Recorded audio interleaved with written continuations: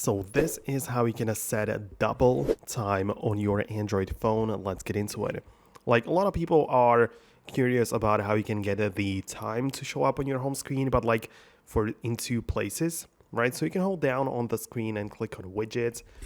And from the apps which support and offer you widgets, usually the default clock app will have something available. So you can see that in my case there are 4 widgets and there is one for the double or dual clock. So I can click on add and it will show up on the home screen. So I can just grab it, right, reorganize it. And I can also grab the little handle right here and make it smaller or at least a little larger. You can see there isn't much in terms of like changing the size, but yeah, this is the default clock app, and I can change some settings for that. But when I hold down on it and click on the settings icon, you can see I even get to pick the first city and the second city, right? Because that's the point of the double time, right? So I can make it, for example, Berlin on the first clock, and the second one I might change it from London or whatever there was before to, let's say, Madrid. And now you can see I have the double clock.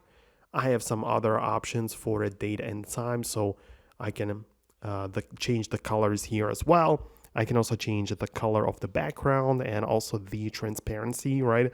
A lot of people might like it, a little bit more subtle than others, so a bunch of different things you can tweak, and this is what it looks like.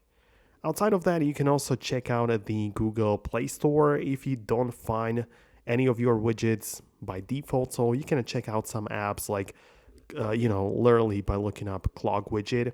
There are going to be apps which allow that, but a lot of them, if I'm being honest, are going to ask for a subscription or like a payment. So, using the built-in method, if you have it available, is likely going to be the best option.